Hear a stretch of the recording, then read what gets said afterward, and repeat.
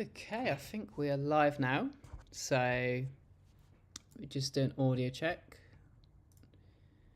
I can hear audio. That's good to. That's always a good thing. Always a good thing on a live stream. So, welcome back to another RideTo Rise Club live stream. Today we are going to be doing another instructor-based live stream. As usual, we will have Rich joining us today, and this will be an opportunity to learn some new insights into riding wherever you are on that sort of journey, whether you're CBT, post-CBT, or looking to become a bit more advanced with your riding. It'll be a great opportunity to ask any questions you may have about riding. So I'm going to go ahead and bring on Rich right now. There we go. Got Rich up on the screen. So Rich, if you'd like to give an intro. Yeah, hi everyone. Good to see you, Danny. So I'm Rich Walgar. I'm the owner of Art Rider Training in Essex. Been riding on the road since I was 16, so that's 32 years now. Been a qualified instructor since 2005. I'm also a DVSA enhanced rider scheme instructor, so I do the advanced on-road stuff, and also coach on track at Silverstone. That's my brief resume. Nice. Cool. So let's go ahead and get into some questions here today. So as usual, I will encourage everyone to sort of join along at home if there's any questions they may have about anything, and feel free to stop us at any point and just drop your question in. We'll go ahead and answer it for you. So I've got a few questions here that I've prepped today. So we'll start off with one which is a little bit further in the early stages of learning to ride. So is there sort of one habit you'd encourage people to unlearn when it comes to their riding? Where to start? I think probably, if I'm looking at it from sort of a CBT point of view and test point of view, is one of the biggest things that probably gets dropped fairly quickly certainly after CBT is the observation side of things. Mm-hmm. I'm quite fortunate to sort of analyze some of the local riding around our area, because I'm out on the road so often and see quite a few people that have done CBTs with us, riding around on their little scooters or 125 motorbikes, and the biggest thing that they drop almost straight away is observations, and in particular lifesavers. Now, for those that might be at the start of their journey, the lifesaver is basically the blind spot check. So it's actually checking on your shoulder, left or right, and making sure that your blind spot is clear before you actually start to move. And now there is a very obvious reason why it's called a lifesaver. So it is quite important. And I think sometimes what happens is when you're on the CBT, to get you into the routine of doing it, we coach you to do it at every single point that you look to change your position significantly when you're in the road. And then after that, people can slip into the sort of thought process of, well, I know what's behind me and I don't need to do it. And inevitably, the one time that you do need it, it's dropped out of the routine of what you need to be doing to change lane, go around a parked car, turn right at a T-junction. And because it's dropped out of that routine, you drop it, and then it can cause you issues. So, yeah, I think for definite that would sit pretty near the top of my list of things that get dropped quickly certainly after CBT. Yeah, it's also super important when it comes to building on from CBT, because when you're doing your mod one, not your mod one, well, actually your mod one as well, both your mod one, mod two, lifesavers are important. You do need to be doing your observation checks. It's just something to keep ingrained and always do it, even if you think you may not need to. So, yeah, absolutely. Yeah, and I think ingrained is a good way of putting it. Keeping it part of that routine.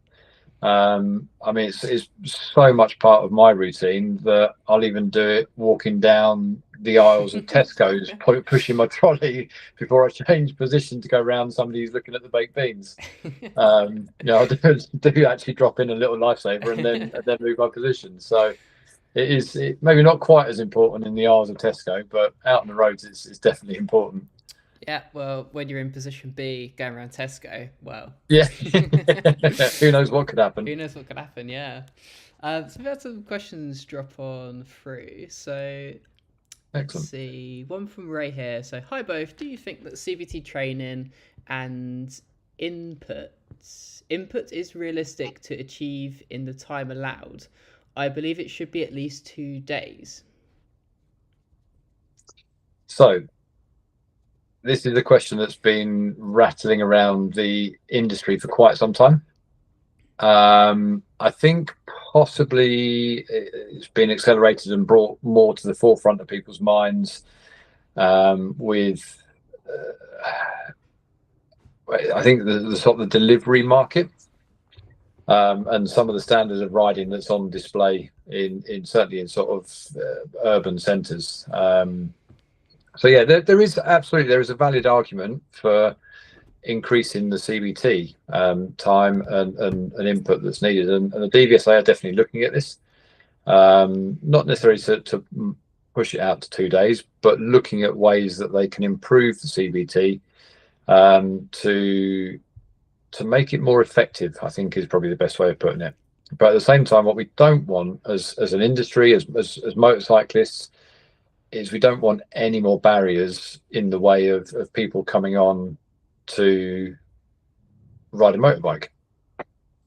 And the CBT was never actually really designed for people to ride around on it eternally. It was designed as part of the footpath to getting your full license.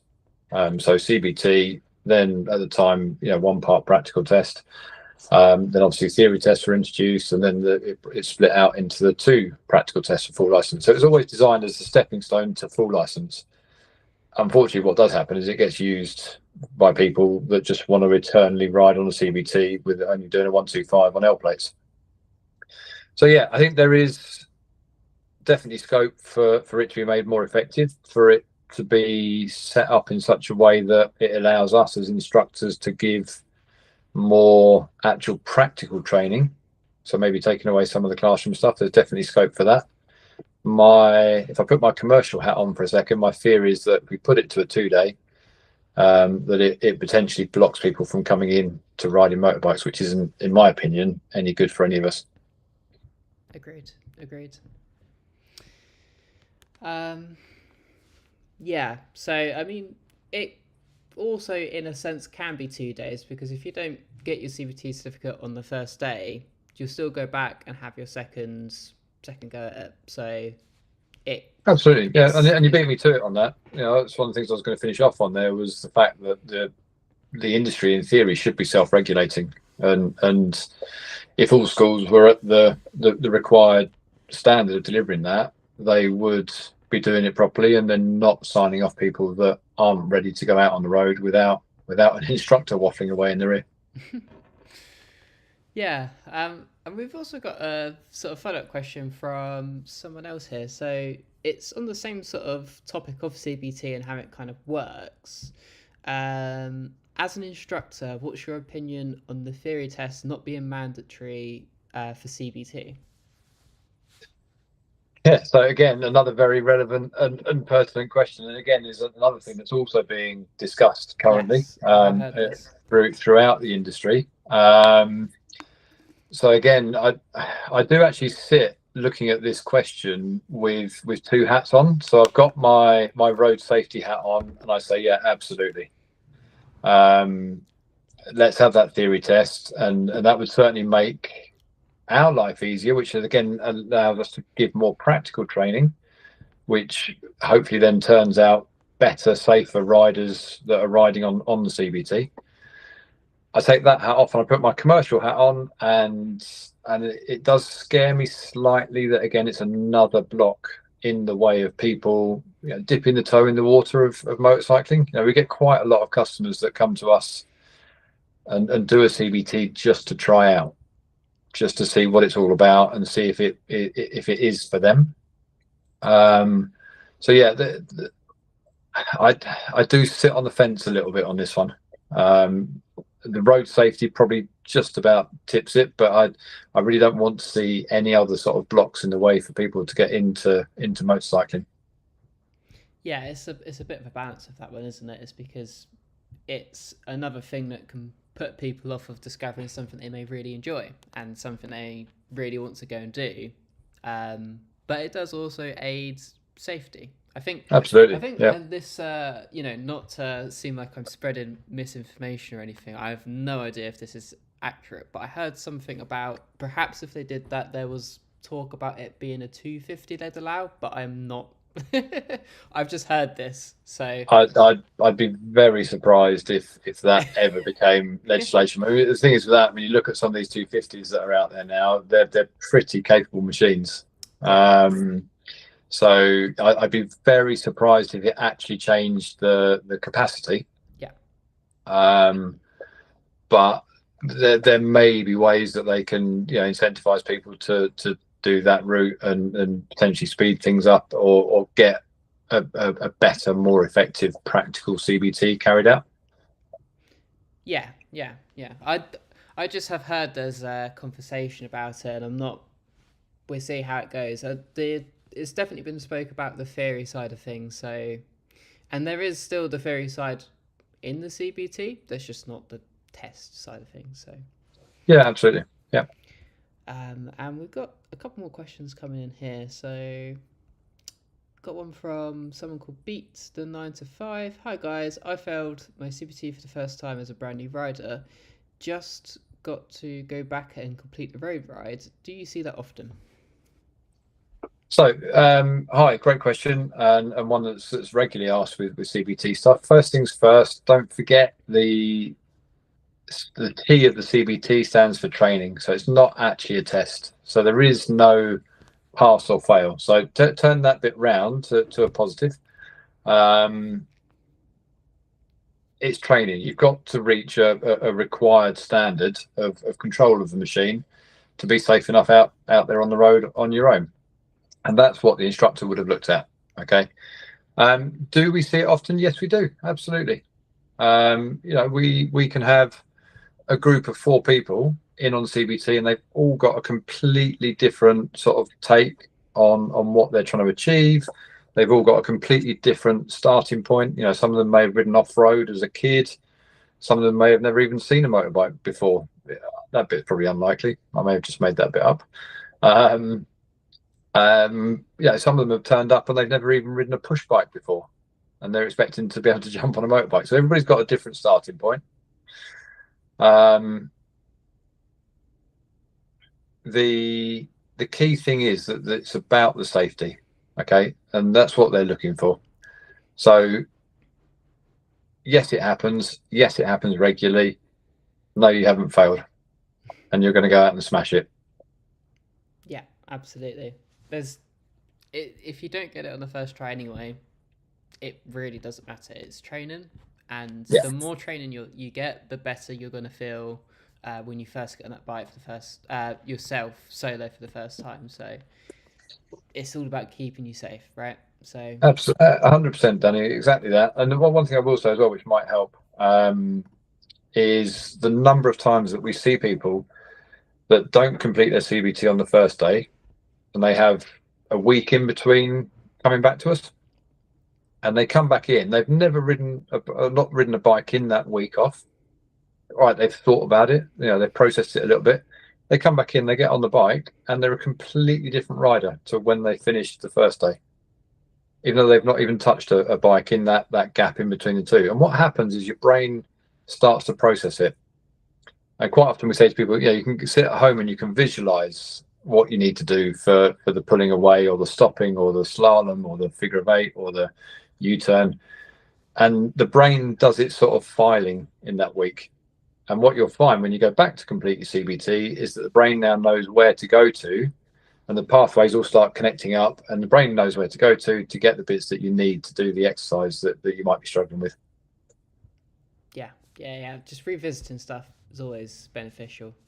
That's not even just bike riding; that could be anything. So have Absolutely. that confidence that you will go back and you will be absolutely fine. Cool. And we got another question. I've had my CBT for a year and I've booked in my A license. Awesome. Love to hear it.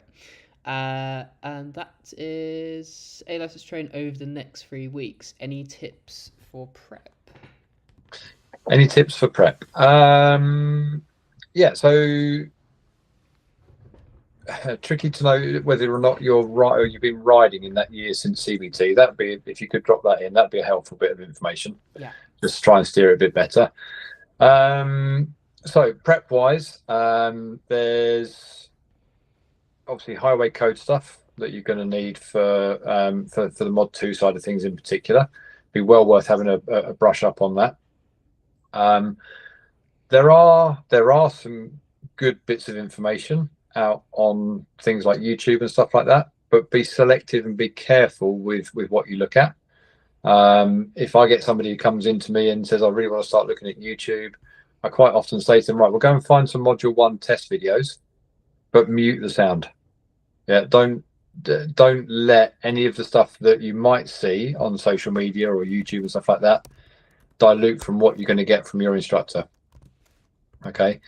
But things like that, looking at the Module 1 test video will help, because it gives you a bit of a heads up as to what you're going to be doing on the Module 1 test, and some of the exercises that you're going to be doing. It sounds like you've got it over 3 weeks, which sounds like a good period of time to spread it out over. So you try not to overthink it beforehand, I think would be my sort of headline on that. In that you're going to have a good amount of time with your instructor, and they'll be able to take you through what you need to know. Yeah. I've also just found out that they have got 10 years of car experience, so that's good for just your road sort of craft knowledge, understand how to read everything, that's all good.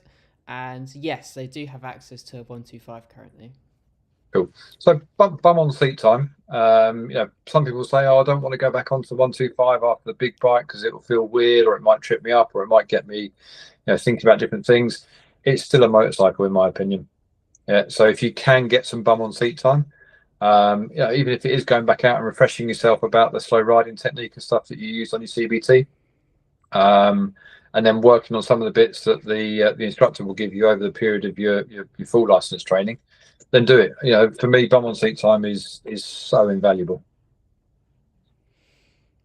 Yeah. I mean, to me, it also sounds like with the amount of road experience you currently have, you've been riding a 125 with your CBT. I think you just turn up the training in the most optimal state you can be, and just take it as it comes, really. Absolutely. Don't stress it. That's the best advice. Simple. So what we got here, we had Beat 9 to 5 reply back to us saying thanks, feels so much better now. That is a great tip. Back on Saturday, so looking forward to it. I guess I'm not the next Valentino Rossi just yet. There's the key bit, just yet. I like that. Just yet. Perfect. And I also found out that our friend here that's doing the full license in the next 3 weeks has also been practicing in empty car parks doing slow speed. Perfect. Which, I mean, it seems brilliant. Like you've basically got it nailed. Yeah. I think the key thing is going into the big bike stuff is try not to overthink it. I get it completely. It can be daunting, and it can be a step into the unknown. We've got this sort of funny role play that we've got to do for the Module 1 test, pretending that it's a live road environment and stuff like that. So I do get it. And it is obviously very easy for me to sit here as a full license holder of however many years to say, don't stress it, don't overthink it, don't try not to overcomplicate it. Especially if you've got that road experience, like just keep it simple. Yeah, for sure. And you've also been asked, what was your first bike? Love it. You may have to Google this one, because most of you probably would have never seen one. It was a little Suzuki FZ50. It was a little twist and go moped. It had a shopping basket on the front of it, which I kept on trying to take off, and then my dad would bolt back on. And that was it. I was I was hooked already because I'd been riding pillion and off-road bits and pieces and stuff with Dad prior to that. But that was it. That really sort of sealed the deal in terms of my love of road motorcycling. And I think it's still in a garage somewhere in the family, waiting restoration. It went from me on my CBT to my middle brother on his CBT, and then to my younger brother on his CBT, and then my dad used it for a bit for shopping with the shopping basket on the front. Nice. Nice.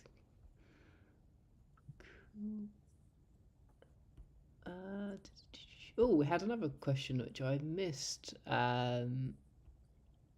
from Gracie's I10. Good evening. I did pass my CBT in January this year on an automatic, but I want to do manual training again. I think that's what they're saying there. It's a bit, the message said something slightly different, but I'm assuming that's what you meant. Yeah. Cool. So first things first, CBT on an automatic doesn't actually restrict you to just riding an automatic. So it's not the same as if you passed your car test in automatic, you can then only drive automatic cars. Yeah. So completing the CBT on an automatic doesn't restrict you. You can ride either automatic or manual. If you've not ridden a manual motorbike before, then I would strongly recommend getting some additional training. So speak to the school that you used. The majority of them will do what we call at ART an auto to geared conversion session. So it's basically taking you from that automatic and then moving you into a manual motorcycle. If you're thinking about going on and doing full license training, I'd thoroughly recommend doing that first. Get that booked. It will give your instructor a chance to see where you're at and the confidence, and then they can hopefully then tailor make the package for the full license stuff to suit what you need. But yeah, I'd strongly recommend getting some form of training, ideally with somebody qualified. There is the option alternatively, if you've got a friend with a 125 that you trust, that they could potentially give you a bit of a steer as to how to do it. That might just lengthen that whole process that it takes you to get sort of up and running on a manual motorbike. But yeah, definitely get some additional help on that. Yeah. We find that pretty much most schools will do what is a gear conversion course, or however it's phrased. Like, yeah, different schools will have it differently, but it's definitely worthwhile if you feel like you couldn't just jump on it and learn it in a non-safe environment sort of thing. So yeah, it's definitely worth doing. Cool. So that's all the questions currently in the chat box. So keep those questions coming. They have been very good so far, and I hope they've been helpful.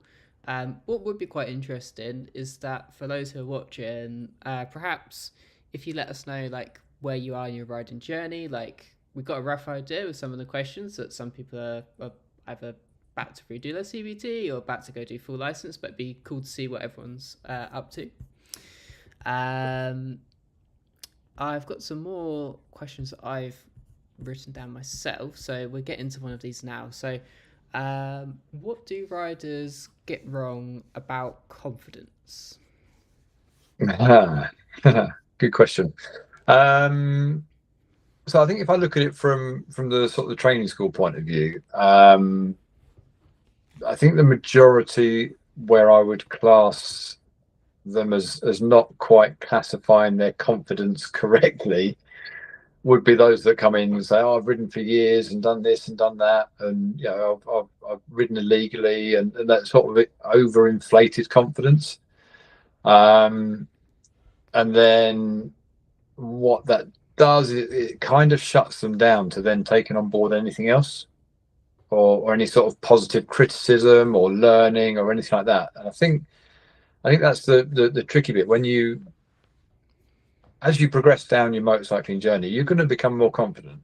You know, naturally, spending time riding your motorcycle, taking on board information, listening to others, you know, researching what it is you're doing, and constantly learning. Naturally, you're going to become more confident. but then it's getting the right balance between that confidence and then becoming overconfident and actually thinking, oh, I know it all, and shutting yourself down to anything new. And I think that's one of the key ones that I see, is that lack of ability to actually take on board because you think you know it all. Yeah, it's all about keeping that sort of ego, if you will, in check. Not Absolutely. not Yeah. over going through how confident you are, and just always entertaining that. Yeah. You know, you do have to keep caution with stuff. Got another little question coming in. This is quite a nice one actually.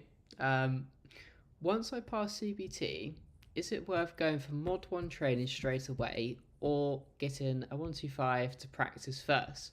I'm 45 and I've read that sometimes a 125 can potentially build bad habits. So let me nip that last little bit in the bud. You'll only develop bad habits if you allow bad habits to develop. So you can take on board the information from CBT, and that will give you the information that that you need to practice if you do go down the route of getting a 125. In terms of the benefit, I think the easiest way is for me to say that it largely depends on the individual. There's some people that have never ridden a motorbike before. They come along to us, they do a CBT, and they decide to pitch straight into big bike stuff. And they've got the ability to process all the information, put it together, and deliver it on a motorbike. There's people that come along to us that have never ridden a motorbike before, jump on a CBT, get the CBT done, and then struggle a little bit when you move on to the big bike stuff. And actually, they then benefit from going away and having some of that. I mentioned it earlier, bum on seat time. So I don't think there's a right or wrong answer to that, because first of all, if you do go down the 125cc route, you're going to be out there enjoying motorcycling. All right, it's on a 125, but it doesn't detract from the motorcycling. You may get to the point where you're wringing the neck of the 125cc all the time, at which point you definitely need to be moving up. But it's still out there, and you're still out enjoying motorcycling and the freedom that it gives you. So yeah, I don't think there's a right or wrong answer to that. What I would say is, if you haven't done the CBT yet, is do that and then have a chat with your instructor on the day as to how they think you fared and what they think would be the best route for you to go on and do full license. Yeah. That's probably the best thing to do there, just to sort of work out how your instructor sees your riding and see what they think, because more often than not, they can give you a pretty good answer in a day. And a couple things I'd add on to sort of this topic is that actually going for your Mod 1, Mod 2s to get on the big bikes realistically feel a lot nicer to ride. That's personally what I found, and most people will report that. So it's not so much I'd be worried to jump in and do it because you might feel overwhelmed. It's more, are you ready to sort of process it, go through it all, and do all your training there. You could for sure just do your theory test as well in the meantime, which will not only make you a better CBT rider as well, because you'll have all of that sort of verified highway code knowledge. So yeah, you can just go ahead and do it straight away if you feel confident, but it's a decision for you to make, really. Cool. So, someone else said that they did their CBT and then did 125 for a year to hone the controls, spent 1 to 2 days a week. Yeah.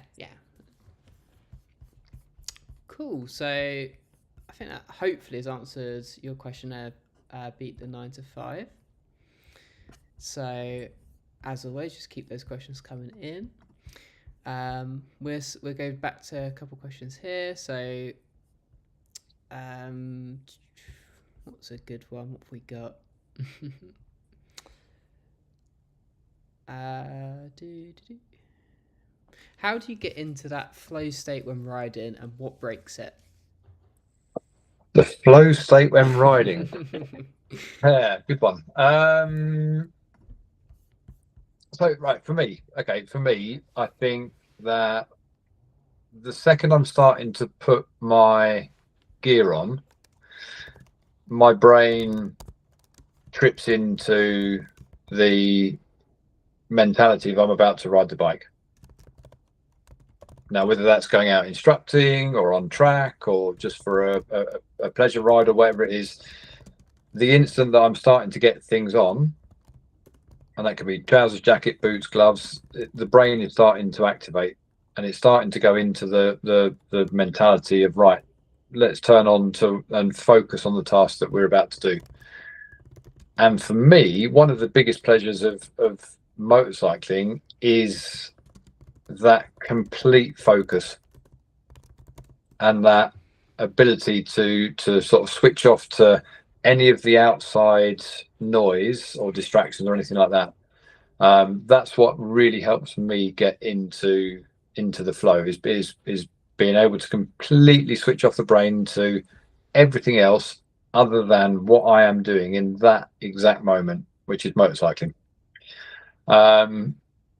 What can disrupt that flow is then having, I don't know, a little run through a 30-mile-an-hour village or sitting in traffic or something like that, and allowing some of those outside distractions and noise to come back in and actually remove you from that 100% focus on motorcycling. So yeah, for me, it starts with the prep. The suit of armor goes on, and then the brain is part of that armor and switches on to what it is I'm about to do. Yeah, maintaining focus, really, right? Yeah, absolutely. Yeah, and that's the key to I think to unlocking it for a lot of people is that focus. Yeah, and sometimes it's actually more about maybe this is just work for me personally, but actually thinking less helps in general. Just kind of concentrate on. I want to say concentrate, but actually less concentration. I don't know how to word it how I want to, but just kind of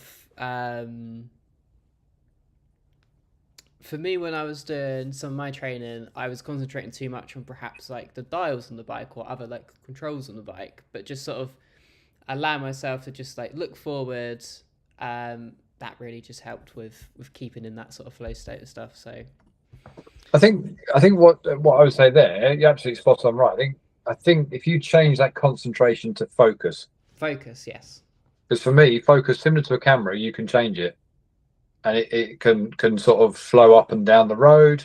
For me, like you were saying there, concentration is almost like you're concentrating on one little piece or a couple of little pieces, and then all of a sudden the bigger picture has got lost sort of over here. But if we look at focus rather than concentration, that allows you to vary that focus a lot more, and it's a real subtle little tiny difference. Yeah. But just in terms of the sort of like the methodology of how you implement that focus and how you deliver that, really helps with that flow. Yeah. Actually, it's a very good way of looking at it, like adjusting where you're sort of focusing on. That's good. And I think naturally that helps you relax as well when you sort of like figure out where you want to be looking. And to be honest, relaxing is also just a good thing. Absolutely. Cool. Beat a 9 to 5 replied saying, thanks, that is what I am hoping to do, and then get a Ninja 500. So I think they're hoping to, if CBT goes sort of the way they want to and they feel confident, they'll be looking to do their full license straight away. They've already done their theory test, which is very good. Brilliant. So that is definitely, it just makes it possible, isn't it? Yeah, game on. That's it. Cool. We've got about 10 minutes left now, so if anyone's got any more questions, just keep firing them across to us. I will go ahead and find a question. You're hunting for the difficult ones, aren't you? I'm trying to find something that suits. You're trying to trip me up. Yeah, well, we got a crowd which quite a few people are sort of like new to riding, so I'm trying to find ones which are a little bit more catered to that. Let's kind of have like a funny one then. So, what's like the funniest thing you've seen during a lesson you've been given? How long have you got? uh, Um, we are talking coming up to 21 years now of instructing. Yeah, there's a few. Um, I think the one that still makes me chuckle is we had an elderly gentleman, and we were going a very quiet little 30-mile-an-hour country road. We were going around this sort of long, gentle left-hand bend, and it's a good learning point actually. He just completely lost his sort of focus on where he was looking to going, and then target fixated on the curb on the wrong side of the road. Started slowing down as he drifted wide, and I'm coaching him through it all, saying, "Okay, we're on the wrong side of the road now, sir. We need to be moving back over to our side of the road if possible." Still slowing down, probably doing not even 10 miles an hour at this point. So he has shut the throttle, but everything's gone. Like his brain's completely focused on the curb and thinking that it's going to hurt him. And all he needs to do is literally just gently apply the brakes, come to a stop, and we get a reset and gone again. My next comment, I think, was, okay, so you're up on the pavement now. So we do need to be stopping now. Apply the brakes, please. Okay, right now you're on the grass now. At this point, probably only doing about 3 or 4 miles an hour. So really slow, like a proper nothing instant. Anyway, he's eventually remembered that he needs to gently brake and come to a stop, but decided to touch the front brake on wet grass, which even at 3 miles an hour, the front is likely to just sort of slide out from underneath you. He then managed to basically face plant into again at 3 miles an hour, so literally as if he was like walking along and just fell over, into a rather large patch of stinging nettles, which was all absolutely fine, and he was absolutely fine. He sat up straight away, and I could hear him sort of chuckling in his helmet a little bit. But then, for some bizarre reason, he decided to take his gloves off before getting out of the stinging nettles and pushed himself up whilst in the stinging nettles bed. And I've never seen hands like it. They're just in like matter of seconds were like bloodshot red, lumps all over them, and that was the only injury, was the fact that he'd taken his gloves off in the stinging nettles. So yeah, we do see some stuff, but what I would say is the majority of stuff, people do look at it and go, "Oh, instructing, you must see some accidents and incidents," and unfortunately, the nature of the beast is that we do. But the majority of them, in fact, I'd say probably 95% of the stuff that I've seen whilst coaching on road has been at less than 15 miles an hour. So real slow speed stuff. And the majority of the time, the student has actually answered the question in their brain as to what they've got to do. It's just taken a while to get from the brain to the various controls. Yeah. So please don't let whatever I've just said put anybody off, because get the right instructing, get the right coaching, and it can be as safe as you make it. Yeah, I mean, funny stories like that will just happen, won't they? It's Yeah, a brain fart, if you will. absolutely. Yeah, 100%. Yeah. And the thing about that is as well, as humans, we learn by making mistakes. That is the only way we learn. What we want to do is make sure that it's a relatively safe mistake.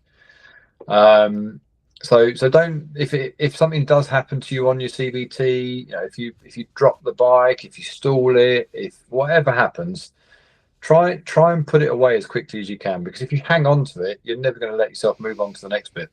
Okay, so learn from it, understand why it went wrong, put it right, learn from it, and then hopefully you then don't repeat. Yeah. Cool. Okay, we've got 2 more questions left, but we are quite limited on time at the moment, so we've got about 5 minutes left, so we have to try and do these kind of rapid fire. Got so it. For number 1, we've got Beat the 95 asking, best tips for CBT road ride, please. Chill out, relax, look as far up the road as you can. All of the answers are in front of you. Look for them, answer them, plan for them in plenty of time. Listen to your instructor. Perfect. And get a good night of rest. Do not turn up on 2 hours sleep. Absolutely. It's not a good idea. Yeah. So yeah, that's perfect answer there. We've actually got a CBT video on our channel as well. If you want to watch that, that might be quite helpful, just in case you want to see what to expect. We kind of go over everything there, so hopefully that'll be helpful too. And the second question is from J. Marty Walker. Hi, I'm in my 60s and have been driving a car for over 30 years. Is it too late for me to learn to ride a motorcycle? Thanks. Quick fire answer: nope. Hell no, definitely not. We had a guy last year who was 76. Absolutely not. Take your time, chill out, relax, enjoy it. But without doubt, quick fire answer: it's never too late. Nope, not at all. In fact, actually, sometimes it can be. I mean, it's just as good as starting at any point, really, isn't it? If you've been driving for 30 years, you've got plenty of road experience. You likely will be quite keen to see what's on the roads. Like, you will have a good eye for it, and you'll have a level of maturity that you're not just going to go like jump straight away on a 1 litre bike and go 100 miles an hour. You'll be fine. So, yeah. Cool. I think that's pretty much wrapping us up for today. That was a really good one actually today, I think. We had lots of questions coming in, so I hope that's helped anyone that's asked anything. And if you have any sort of questions in the meantime before like the next live stream, you can pop them either in a DM, you can pop them in the WhatsApp group, in the Discord group, which will be linked below. So yeah, feel free to hop in there and ask any questions in the meantime. So yeah, thanks for everyone attending today, and we will see you in the next one. Bye all. Bye bye. Bye all.